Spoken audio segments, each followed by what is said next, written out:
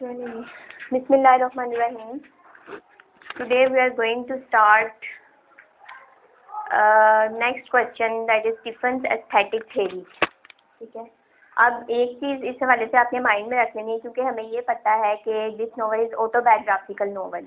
ठीक है, autobiographical novel है, तो स्टीफन की असल में राइटर ने क्या दिखाया, उसकी कॉन्शियसनेस को शो किया है. ठीक है, उसके इनर वर्ल्ड को शो किया है कि उसकी इनर वर्ल्ड में किस तरह से उसकी ग्रोथ हो रही है, स्टीफन की मेन कैरेक्टर की.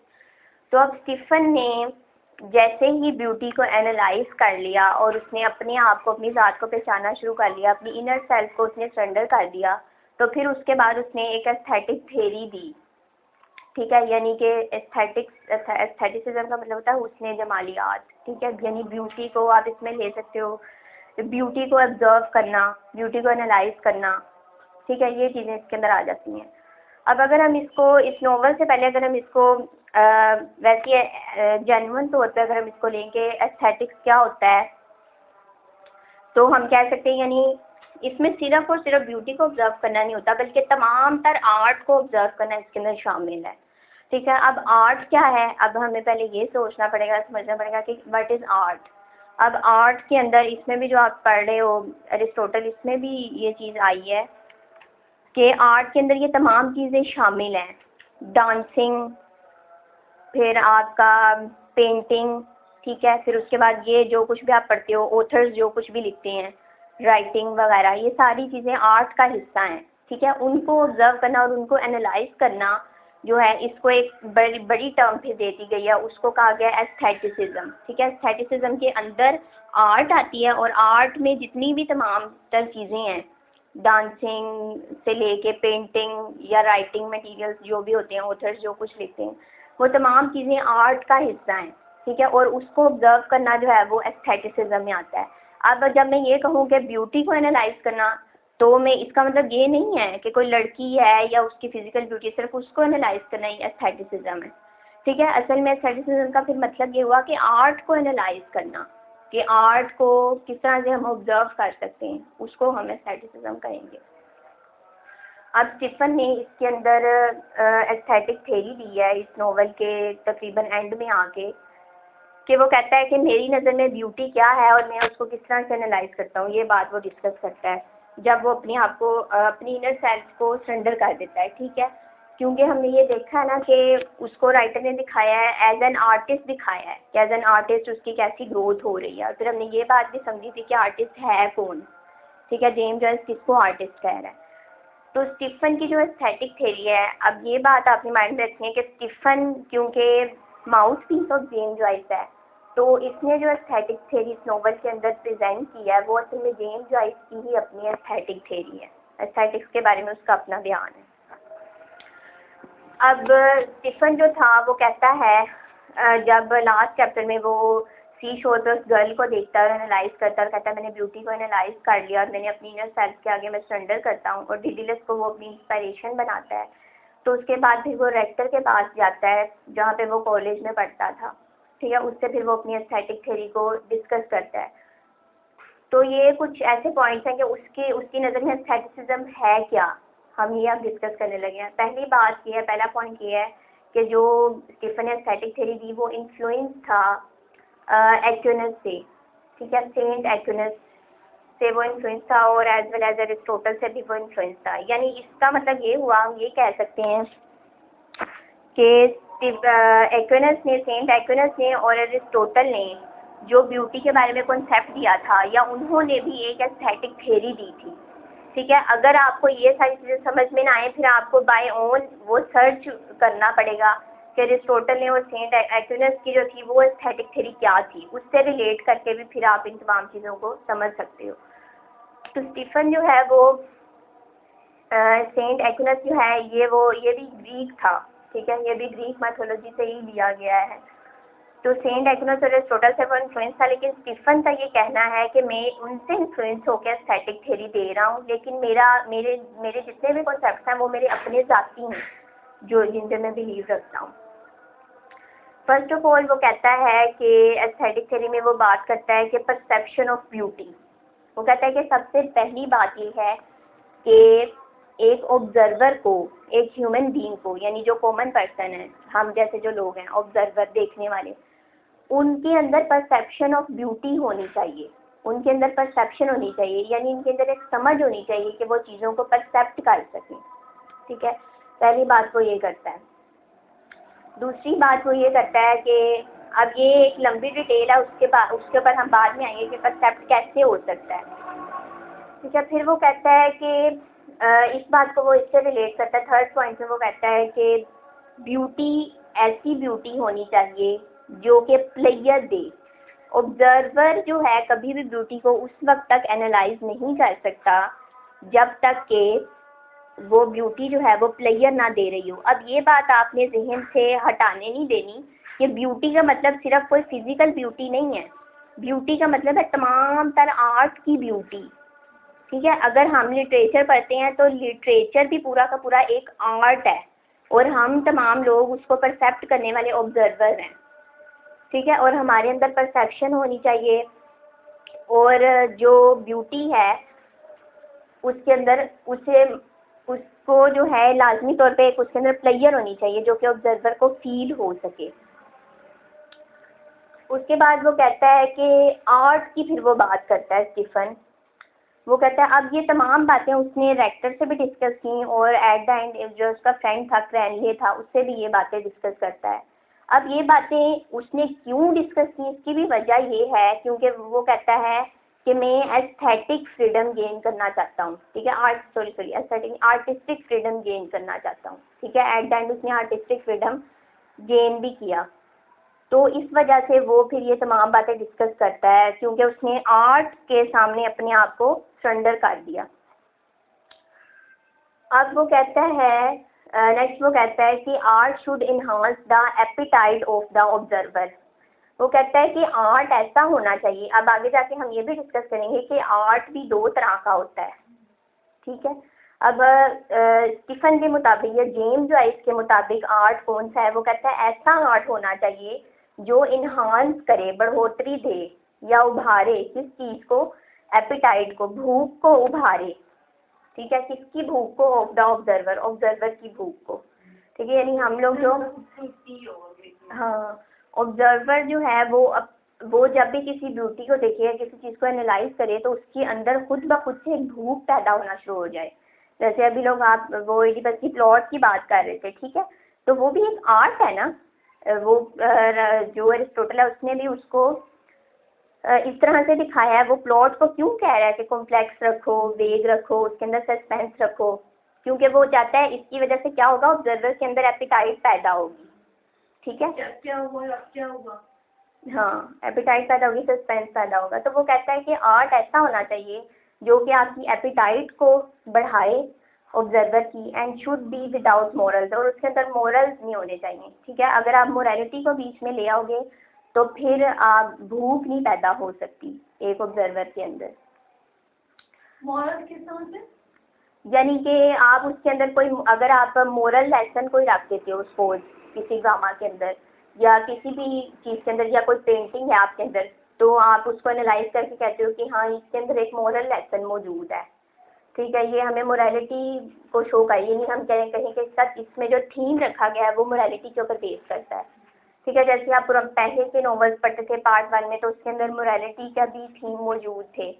ठीक है, जैसे अभी हमने ये पढ़ा पोर्ट्रेट ऑफ एन आर्टिस्ट जो हम पढ़ रहे हैं, इसके अंदर हमने ये पढ़ा ना स्ट्रीम ऑफ कॉन्शियसनेस को पढ़ते हुए कि मोरल्स नहीं होने चाहिए।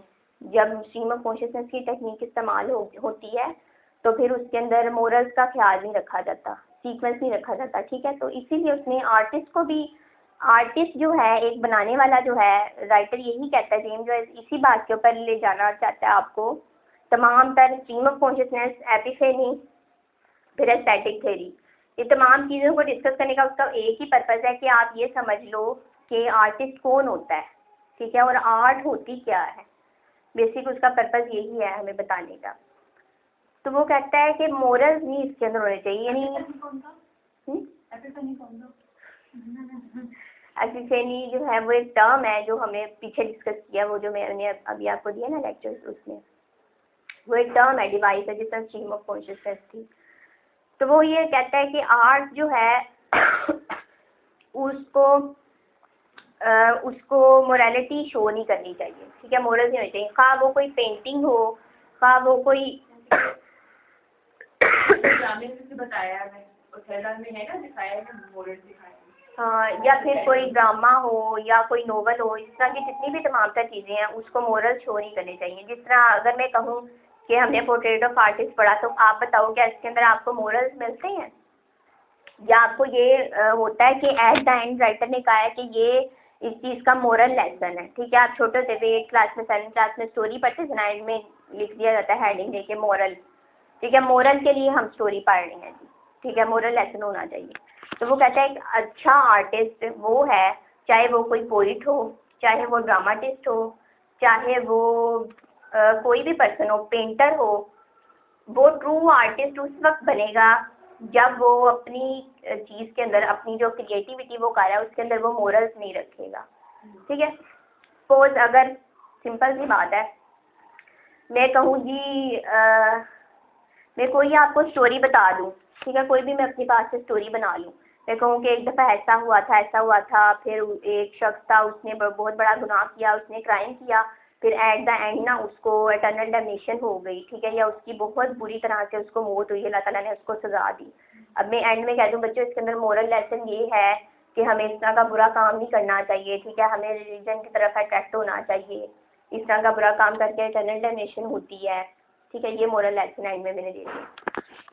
अब एक और तरह से अगर मैं बना लूँ स्टोरी को, मैं उसके अंदर कोई मोरल लेसन न रखूँ, मैं स्ट्रीम ऑफ कॉन्शियसनेस की टेक्निक इस्तेमाल करके उसको उसके अंदर कॉम्प्लेक्सिटी रख के, चीज़ों को वेग रख के, और एंड में मैं कहूँ कि लड़का सड़क पे चल रहा है, डैश डैश डैश डैश डाल के स्टोरी ख़त्म कर दी मैंने, ठीक है।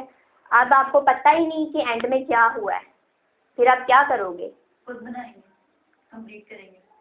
अगर आप खुद बनाओगे फिर आप ऑब्जर्वर हो, और फिर आप ये कह सकते हो कि जिसने स्टोरी लिखी है वो फिर ट्रू आर्टिस्ट है, ठीक है, क्योंकि फिर आप ऑब्जर्वर बन जाओगे और फिर आपके अंदर भूख पैदा हो जाएगी, एपिटाइट पैदा हो जाएगी। अगर ऐसा नहीं होगा, अगर मैं पहले से आपको मोरल दे दूँ, आपको इसके अंदर तो मोरल मौजूद है, बस अच्छा यही मोरल है इसका, फिर आपके अंदर भूख ही नहीं पैदा होगी, आपके अंदर कोई और सोच डिवेलप ही नहीं होगी, ठीक है। तो राइटर भी इसी बात के ऊपर आपको लाना चाहता है कि एपिटाइट ऑब्जर्वर के अंदर पैदा होनी चाहिए और मोरल्स नहीं होने चाहिए उसके अंदर। जिस तरह अब पोर्ट्रेट ऑफ आर्टिस्ट को ही आप सामने रख लो, तो उसने दिखाया स्ट्रीम ऑफ कॉन्शियसनेस की टेक्निक इस्तेमाल करके कि एक शख्स है, उसकी कॉन्शियसनेस डगमगा रही है और वो अपनी कॉन्शियसनेस के अंदर किस तरह से डूबता जा रहा है, कौन कौन से कॉन्फ्लिक्ट का शिकार हो रहा है वो, ठीक है। उसने कोई प्रॉपर बिगनिंग मिडल एंडिंग नहीं बनाई, ठीक है, किसी की उसने कोई डेथ नहीं दिखाई, उसने कोई बड़े बड़े मोरल हमारे सामने रिप्रेजेंट नहीं किए, ठीक है। उसने हमारे ऊपर रीडर के ऊपर छोड़ दिया कि आप ये स्टीफन एक करैक्टर है, इसको आप अपनी आँख से देखो कि आप इसको कैसे देखते हो और कितना आप इसको समझ सकते हो, ठीक है। हाँ, मतलब ट्रेजेडी वगैरह इस तरह की चीज़ नहीं उसने रखी। अब नेक्स्ट वो बात करता है, यहाँ तक बात होगी है, इसको अभी हमने और मज़ीद डिटेल में भी डिस्कस करना है, अभी मैंने आपको इसका ओवरव्यू दे दी। फिर उसके बाद स्टीफन ये कहता है कि वो कहता है कि मैं डिफ्रेंशिएट करता हूँ between productive artist and creative artist, ठीक है। प्रोडक्टिव आर्टिस्ट और क्रिएटिव आर्टिस्ट में डिफरेंस है। अभी जैसे मैंने आपको पहले अभी बताया कि अगर मैं at the end of the story moral दे देती हूँ, ठीक है, मोरल लेसन दे देती हूँ, तो सब लोग एक ही जैसा सोचेंगे कि ये स्टोरी है, इसका ये मोरल है, ठीक है। अगर मैं उसके अंदर मोरल नहीं रखती तो फिर आप लोगों के अंदर अपनी अपनी एपिटाइट पैदा होगी और अपने अपने नज़रिए से फिर आप चीज़ों को सोचोगे, ठीक है, तो फिर आप ट्रू ऑब्जर्वर बन जाओगे। तो पहले वाली जिसके अंदर मोरल होगा, जो आर्टिस्ट या जो राइटर, जो ड्रामाटिस्ट या जो भी पोइट या जो भी पेंटर अगर चीज़ों के अंदर चीज़ों को बस एज इट लिख देता है जैसे कि वो मौजूद है, ठीक है, वैसे ही उतार लेता है, या अगर वो उसके अंदर कोई कॉम्प्लेक्सिटी नहीं रखता, चीज़ों को वेग नहीं रखता, अगर चीज़ों के अंदर मोरल रख देता है, तो फिर हम कहेंगे कि ये प्रोडक्टिव आर्टिस्ट है, इसके अंदर कोई लचक मौजूद नहीं है, इसके अंदर कोई चीज़ों के अंदर कोई सस्पेंस मौजूद नहीं है, ठीक है। फिर ऑब्जर्वर का भी उसके ऊपर वैसा ही असर पड़ेगा। तो वो कहता है कि प्रोडक्टिव आर्टिस्ट एक होता है और एक होता है क्रिएटिव आर्टिस्ट। प्रोडक्टिव आर्टिस्ट कौन सा होता है? वो कहता है जो प्रोडक्टिव आर्टिस्ट होता है ना, वो कभी भी कोई भी खूबसूरत चीज़ तख्लीक नहीं कर सकता। जो क्रिएटिव आर्टिस्ट होता है ना, वो ही हमेशा एक अच्छी और खूबसूरत चीज़ तख्लीक कर सकता है। इसकी एग्जांपल आप ऐसे ले लो कि आपने पढ़ा, आपने एक तरफ आप रख लो इसको, फास्टस को रख लो, ठीक है, फास्टस है, उसके अंदर वो मोरालिटी प्ले भी है, मोरल्स भी उसके अंदर दिखाए गए हैं। और दूसरी तरफ अगर आप वैल्यू वैली को रख लो, ठीक है, तो उन दो चीज़ों में कितना डिफरेंस है, कह सकते हो आप। तो एज अ मॉडर्न पर्सन हम ये कंसिडर कर सकते हैं कि अगर फास्टस को देखा जाए तो फिर वो एक प्रोडक्टिव आर्टिस्ट का काम था, ठीक है। अगर हम वैल्यू वैली को देखें या किसी भी और मॉडर्न ड्रामे को अगर देखें तो वो एक क्रिएटिव आर्टिस्ट है। जैसे अगर हम कहें कि जेम्स जॉइस जो है वो भी एक आर्टिस्ट है, ठीक है, उसने जिस तरह की चीज़ प्रेजेंट किया, तो फिर हम ये कहेंगे कि वो क्रिएटिव आर्टिस्ट है, ठीक है। उसने स्ट्रीम ऑफ कॉन्शियसनेस की टेक्निक का इस्तेमाल करके चीज़ों को बस अपने इनर एक्सपीरियंसेस को दिखा दिया, ठीक है। उसने कोई चीज़ों को स्पेशली अरेंज नहीं किया, कोई स्टोरी नहीं बनाई, ठीक है। तो प्रोडक्टिव आर्टिस्ट जो है वो खूबसूरत चीज़ नहीं तख्लीक कर सकता, जबकि क्रिएटिव आर्टिस्ट जो है वो ब्यूटीफुल थिंग जो है बना सकता है। अब प्रोडक्टिव आर्टिस्ट जो होता है उसका काम, हाँ, उसका हम ये कह सकते हैं कि प्रोडक्टिव आर्टिस्ट जो है उसका ताल्लुक सिर्फ यहाँ तक है कि he can only produce things, ठीक है। प्रोडक्शन ऑफ थिंग्स के साथ उसका बस जिस ताल्लुक है, उसके अंदर वो कॉम्प्लेक्सिटी भी नहीं रखेगा, मोरल्स उसके अंदर मौजूद होंगे, ठीक है। जबकि जो क्रिएटिव आर्टिस्ट होगा वो चीज़ों के अंदर कॉम्प्लेक्सिटी रखेगा, ठीक है। जिस तरह अभी आप वो पढ़ रहे थे इसकी बात, जैसे अरिस्टोटल ने जो कॉन्सेप्ट्स दिए हैं, या अगर आप इडिपस को देख लो तो उसके अंदर कॉम्प्लेक्सिटी मौजूद है ना, प्लॉट को बनाने का एक तरीका मौजूद है, अरेंजमेंट्स हैं चीज़ों की, मुख्तलिफ किस्म की सस्पेंस मौजूद है। तो वो क्रिएटिव आर्टिस्ट का काम होता है कि वो चीज़ों के अंदर कॉम्प्लेक्सिटी रखता है, मोरल से वो दूर रहता है, वो रीडर्स के ऊपर छोड़ देता है कि वो अपने अपने तरीके से उसके अंदर से मोरल्स निकालना चाहें तो निकालें, ठीक है। उसके बाद ये वाली अहम बात है, ये मैं बता देती हूँ, प्रोडक्टिव आर्टिस्ट में क्या होता है। अभी आपकी जो मूवी देखी थी ना, उसका जो एंड है वो मतलब है प्रॉपर एंड ही है उसका, लेकिन ये है कि उसमें हम लोग अगर ऑब्जर्वर देखें, कौन सी मूवी? आपके जो है अच्छा जो है वो ऑब्जर्वर की ये टूवर्ड्स थीम मौजूद है, मतलब काम मौजूद है कि वो कुछ भी अज्यूम कर देता है। आप देखो उसके अंदर कॉम्प्लेक्सिटी और वेग चीज़ों के, उसने वो मतलब कि पानी में कूद गया, मैंने भी देखी थी, समझ नहीं आई कि क्यों किया उसने ऐसा, मतलब मुख्तलिफ रीजन हो सकती हैं उसकी, हो सकता है बच गया हो सकता है जो है अपने अपने व्यूज देते हैं, या उसकी भी कोई साइकोलॉजिकल प्रॉब्लम चल रहा था उसका, या कोई भी उसका प्रॉब्लम, मतलब मुख्तलिफ किस्म के व्यूज बन गए ना, ये मतलब ये एग्जांपल है ना इसकी क्रिएटिव आर्टिस्ट की। हाँ बिल्कुल बिल्कुल ऐसे।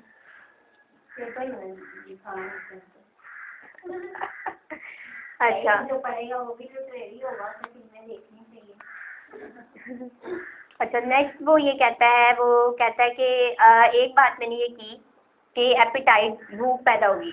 अब जब भूख पैदा होगी ऑब्जर्वर के अंदर, तो अगर हम किसी भी ऑब्जर्वर के आगे अगर हम प्रोडक्टिव आर्ट उसको रिप्रेजेंट कर दें, ठीक है, कोई मोरल लेसन हो उसके अंदर, कोई ऐसी चीज़ अगर हम रखते हैं ऑब्जर्वर के आगे, तो उसके क्या इनकरेज होंगे, उसके इमोशंस इनकरेज होंगे, इमोशंस दोनों में इनकरेज होंगे, रिजल्ट आएगा। जैसे अभी आपने बात की, ठीक है, अब सबकी अपनी अपनी एनालाइजेशन आई, ठीक है, तो वो जो है वो इमोशंस जो हैं उसको हम इमोशन नहीं कह सकते, उसको हम कहेंगे एस्थेटिक सेंसेस डेवलप हुई हैं, ठीक है। एस्थेटिसिज्म का ताल्लुक असल में यहाँ पे आके ख़त्म होता है कि एस्थेटिक थ्योरी जब दी जाती है तो एट द एंड उसका कनेक्शन मिलता है ऑब्जर्वर के साथ, रीडर के साथ, कि उसके अंदर क्या चीज़ डेवलप हो रही है। एरिस्टोटल ने जैसे कहा कि जी उसका पर्पज़ ये था कि पिटी और फियर पैदा होना चाहिए। पिटी और फियर क्या है, इसका मतलब हमें ये पता चला कि एरिस्टोटल जो है उसका कहीं ना कहीं कनेक्शन इसकी फेवर में है, प्रोडक्टिव आर्टिस्ट की फेवर में थोड़ा सा मिल जाता है जब वो पिटी और फियर की बात करता है। हाँ, अब देखो पिटी तरस खाना और फिर फियर महसूस करना अपने अंदर, अब इसका कनेक्शन किसके साथ है, फिजिकल के साथ है ना। तो वो कहता है कि अगर आप स्टीफन ये कहता है, या इन अदर वर्ड्स अगर मैं कहूँ कि जेम्स जॉयस ये कहता है कि अगर आप कोई प्रोडक्टिव आर्ट सामने रखोगे ऑब्जर्वर के आगे तो उसके फिजिकल इमोशंस इनकरेज होंगे, जैसे कि पिटी है या फियर है, ठीक है। अब स्टीफन ये कहता है कि मैं इस फेवर में नहीं हूँ, ठीक है, मैं इस फेवर में नहीं हूँ। ये क्या बात है कि आप जी फिजिकल इमोशंस लोगों को इनकरेज करो। फिजिकल इमोशंस इनकरेज करने से मुराद ये है कि तमाम लोग आपकी बनाई हुई चीज़ को एक ही जैसा लें, ठीक है, एक ही जैसे उनके अंदर इमोशंस इनकरेज हो। ऑडियंस बैठी हुई है, वो एडिपस टेक्स्ट को देख रही है या पोस्टर्स को देख रही है, सबके अंदर एक ही जैसे इमोशंस इनकरेज हो रहे हैं, पिटी और फियर के, ठीक है। उनकी सेंसेस डेवलप नहीं हो रही। सेंसेस तो तब डेवलप हो जब आप रीडर के ऊपर बात छोड़ दो। हाँ, जब आप रीडर के ऊपर बात छोड़ दो। और सबसे बड़ी तो इसकी एग्जांपल हैडा गैबलर है। उसके अंदर तो इतनी कॉम्प्लेक्सिटी और इतना सस्पेंस और इतना उसके अंदर मिस्ट्री रखी गई है कि उसके अंदर 100 रीजंस निकलती हैं कि उसने क्यों सुसाइड किया था। तो वो भी क्रिएटिव आर्टिस्ट का ही काम है कि उसने इस तरह से एक करेक्टर को रिप्रेजेंट किया है। तो अगर आप सिचुएशंस को दिखाने के बाद एंड में कोई मोरल दे दोगे या सिचुएशंस में एक ग्रेजुअल सीक्वेंस दिखा दोगे तो एंड में सब का रिजल्ट एक ही जैसा आपके सामने आएगा। तो स्टीफन कहता है इससे प्रोग्रेस नहीं हो सकती, या ये जो है ये एक आर्ट जो है ये आर्ट इस चीज़ आर्ट की मैं फेवर में नहीं हूँ। तो वो कहता है कि अब उसको उन फिजिकल इमोशंस जैसे कि पिटी और फियर है उसको उसने नाम दिया है काइनेटिक का। काइनेटिक का इस टर्म को वैसे समझना बहुत डिफ़िकल्ट है। ये वैसे मैंने अपनी कोशिश की है थोड़ा सा चीज़ों को अपने माइंड से बनाने की। तो काइनेटिक का वैसे मतलब होता है मूवमेंट, ठीक है। अब जब आप इसकी समरी पढ़ोगे चीज़ें पढ़ोगे तो बस यही बात लिखी हुई है कि काइनेटिक इमोशंस इनकरेज हो रहे हैं। अब उसको समझना बहुत अहम है कि काइनेटिक असल में है क्या। काइनेटिक का मतलब है मूवमेंट का होना, ठीक है। मूवमेंट किस चीज़ की मूवमेंट, यानी फिजिकल इमोशंस की मूवमेंट या उनकी इनकरेजमेंट। अब वो कहता है कि काइनेटिक इमोशंस, वो कहता है अगर आप प्रोडक्टिव आर्ट सिखाओगे लोगों को तो उनके अंदर काइनेटिक एनर्जी जो है या काइनेटिक इमोशंस इनकरेज होंगे, जो जिसका ताल्लुक फिजिकल इमोशंस के साथ है। जैसे उसकी एग्जांपल हमने अभी ली पिटी और फियर, ठीक है।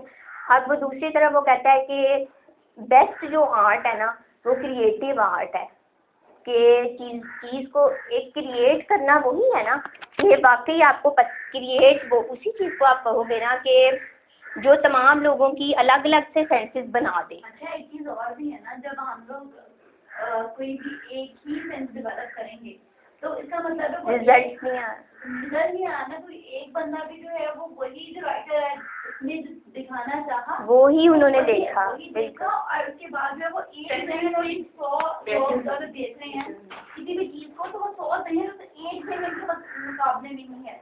बट जो रीडर है, जो क्रिएटिव आर्टिस्ट है, अगर वो आपको बता रहा है कुछ भी तो वो 100 नहीं में से कोई 2, 3, 4, 5 लोग मतलब इतना भी निकालेगा जो उसमें बेहतर रिजल्ट देंगे। हाँ बिल्कुल, ठीक है, क्योंकि आपकी हर बंदा जो है वो अगर 100 बंदा बैठा हुआ है ना तो उसमें से अगर 3-4 लाइन पे निकाल लो एवरेज, ठीक है, तो आप वो से जो क्रिएटिव आर्टिस्ट होगा ना वो से ज़्यादा बेहतर और अच्छा काम देगा, अच्छा रिजल्ट देगा, अच्छी सेंसेस डेवलप करेगा as compare to physical emotion. Physical fear क्योंकि वो 100 बंदा तो वो 100 वही दिखाएगा ना जो देख रहे हैं हम लोग।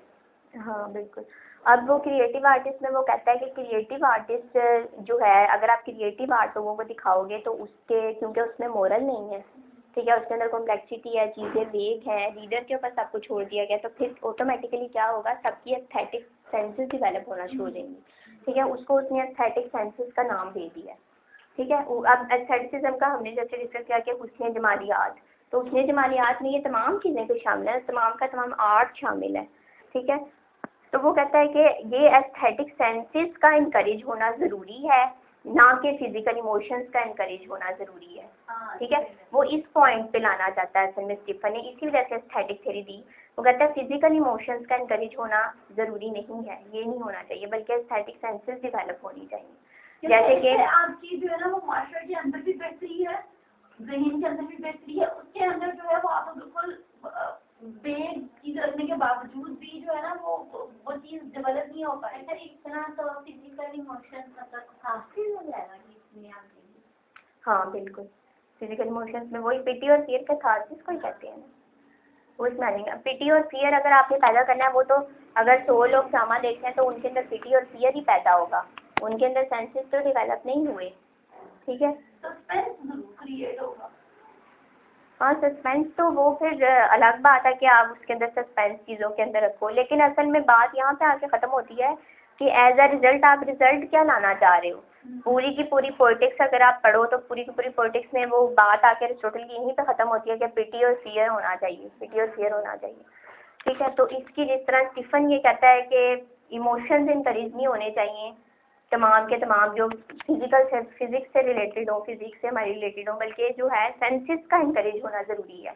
अब इसको अगर मैं बैकग्राउंड में ले जाकर स्टीफन के कैरेक्टर को डिस्कस करूं तो आप देखो उसकी पूरी की पूरी जंग, पूरी की पूरे नॉवल में उसकी यही लड़ाई थी कि वो परसेप्शन ऑफ ब्यूटी के पीछे भाग रहा था, ठीक है। वो परसेप्ट करना चाह रहा था उसी तरह चीज़ों को जैसे कि उसकी इनर सेल्फ चाहती है। वो रिलीजन को इसीलिए साइड पे कर रहा था, सोसाइटी को भी निगलेक्ट कर रहा था, होमलैंड को भी छोड़ने के लिए तैयार था, क्योंकि वो अपनी इनर सेल्फ को इसीलिए सरेंडर कर रहा है ना, क्योंकि वो आर्टिस्ट, इसलिए तो उसको आर्टिस्ट कहा है राइटर ने, पोर्ट्रेट ऑफ एन आर्टिस्ट इसलिए तो कहा है। आर्टिस्ट कौन है? स्टीफन है, उसने उसका पोर्ट्रेट दिखाया है हमें कि वो ब्यूटी को परसेप्ट कर रहा है, फिर वो प्लेयर उसके अंदर गेन कर रहा है, ठीक है। जैसे लास्ट में हमने पढ़ा कि वो उस सामने खड़ी हुई लड़की को कितने नाम देता है कि ये म्यूज़ भी हो सकती है, ये कोई और मॉर्टल ब्यूटी भी हो सकती है, ये डक भी हो सकती है, ठीक है, मुख्तलिफ नाम उसको देता है। अब उसकी एपिटाइट भी आपने देखी, पूरे नोवेल में उसकी एक एपिटाइट है जिसके पीछे वो भाग रहा था, ठीक है। उसके अंदर एक भूख थी जो कि मैं अपनी इनर सेल्फ मेरी क्या चाहती है बस मैं वो करता जाऊँ, ठीक है। ऑब्जर्व वो चीज़ों को करता है और एट द एंड फिर हम कहते हैं कि उसने अपने आप को एज एन आर्टिस्ट जो है वो तस्लीम करवाया, एज एन आर्टिस्ट वो अपने आप को रिप्रेजेंट हुआ और फिर इसीलिए उसने अपनी एस्थेटिक थ्योरी भी दी है, ठीक है। अगर ये क्वेश्चन आ जाए, मैंने तो इसके छोटे छोटे पॉइंट्स बनाए हैं, अगर एस्थेटिक थ्योरी का क्वेश्चन आ जाए तो आप इसको करैक्टर के साथ मिला के भी ज़रूर डिस्कस वहाँ पे करोगे कि वो अपनी कॉन्शियसनेस के डेवलपमेंट ऑफ कॉन्शियसनेस उसकी दिखाई गई है स्टीफन की, और जैसे जैसे उसकी कॉन्शियसनेस डेवलप हो रही है तो इस वजह उसका कनेक्शन जो है वो उसकी एस्थेटिक थ्योरी के साथ मिलता है कि उसने क्यों एस्थेटिक थ्योरी दी थी। और भी शायद एक दो बातें मैंने करनी थी, आई थिंक मेरे माइंड से निकल गई हैं। चलो इसको मैं थोड़ा सा कंक्लूड कर देती हूँ बातों को जोड़ने के लिए। पहली बात उसने की कि चीज़ों को परसेप्ट करना आना चाहिए, ठीक है। परसेप्शन कैसे होगी?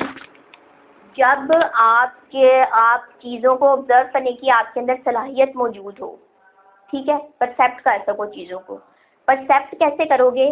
परसेप्ट उसी वक्त कर सकोगे, परसेप्शन उसी वक्त आपका जहन काम करेगा जब आपको लगेगा कि चीज़ के अंदर कॉम्प्लेक्सिटी मौजूद है, चीज़ें वेग हैं, इसके अंदर कोई मोरल लेसन नहीं रखा गया, फिर आप ऑटोमेटिकली आपका जहन खुद से ऑब्जर्व करने की तरफ आ जाएगा, ठीक है। और एट द एंड क्या होगा?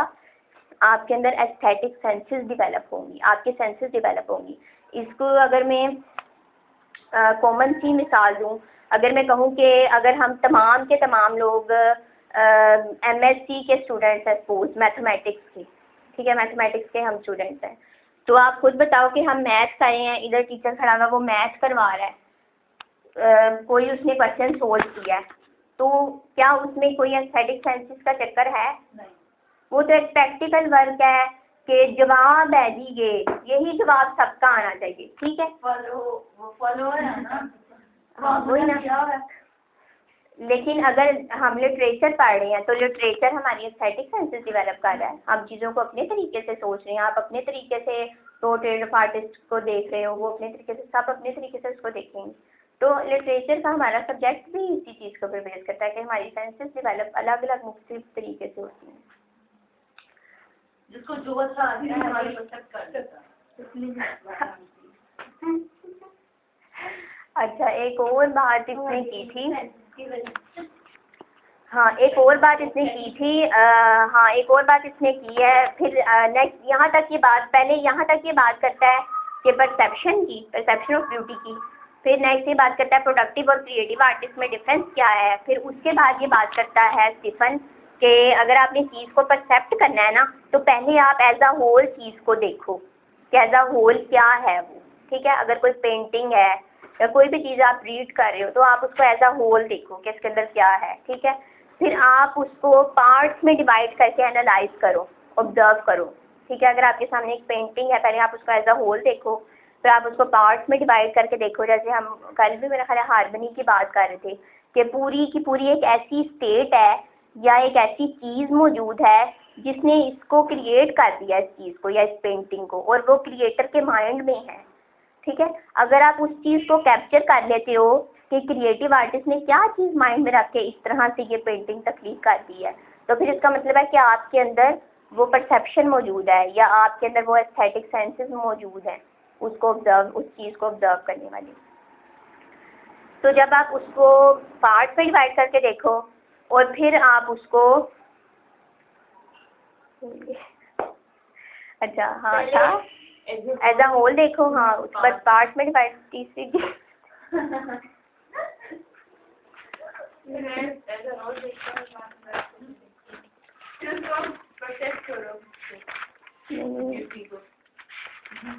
इधर गया है क्रिएटर के माइंड में क्या था इसको क्रिएट किया, उस चीज को समझो। हाँ रेडियंट जो भी कहना है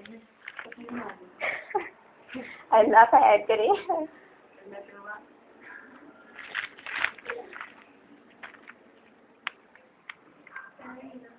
अच्छा रेडियंस यानी कि परसेप्शन, वो ये कहता है कि आप यानी एज अ होल चीज़ को देखो, फिर आप पार्ट्स में डिवाइड करके देखो और फिर एट द एंड आप ये एनालाइज करो कि आप क्या उस चीज़ को परसेप्ट कर पा रहे हो, यानी कि उसकी रेडियंस या उसका वजूद जो है एक ख़ास किस्म की जो जिसकी वजह से वो चीज़ क्रिएट की गई है जो कि क्रिएटिव आर्टिस्ट के माइंड में थी, क्या आप उसको ऑब्जर्व कर पा रहे हो। और वो तब होगा जब आपके अंदर स्टेसिस पैदा होगी, ठीक है। स्टेसिस पैदा होगी तो एस्थेटिक सेंसेस डेवलप होंगी। स्टेसिस का मतलब होता है ठहराव, यानी कि अगर मेरे सामने एक पिक्चर है, ठीक है, एक पेंटिंग है, अब मैंने उसको ऑब्जर्व करना है तो मैं उसको पहले एज अ होल देखूंगी, फिर उसके बाद मैं उसको पार्ट्स में डिवाइड करके देखूंगी कि ऐसी कौन सी चीज़ है जो इस पूरी की पूरी पेंटिंग को हार्मोनाइज कर रही है या इसके अंदर हार्मनी कैसे पैदा हुई है।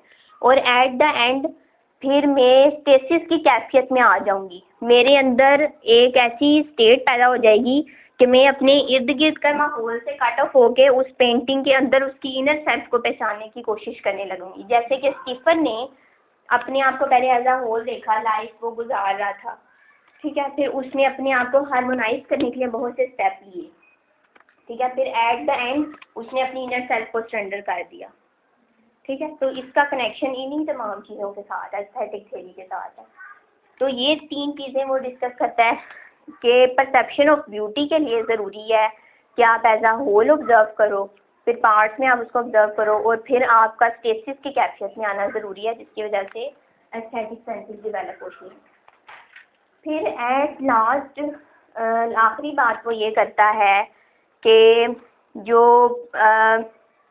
आर्ट है वो तीन फॉर्म में हो सकती है, एक है लिरिकल, एक है एपिक और थर्ड है, ये लिखा हुआ है उसमें बेशक ना लिखो, एपिक, और थर्ड है ड्रामेटिक, ठीक है। अब लिरिकल फॉर्म वो वाली फॉर्म होती है जिसके अंदर राइटर जो है अगर वो लिरिकल फॉर्म में लिख रहा है तो वो अपने ही एक्सपीरियंसेस को जस्ट शो कर रहा है, पूरी की पूरी जो भी उसने तख्लीक किया। जैसे आपने सरे और वाइट को पढ़ा था तो उनकी तमाम तर लिरिकल पॉइंट्स थी, उनकी तमाम तर लिरिकल पॉइंट्स थी। लिरिकल पॉइंट्स यानी अपने ही उसके एक्सपीरियंसेस थे, गर्लफ्रेंड्स का रोना धोना उसमें था।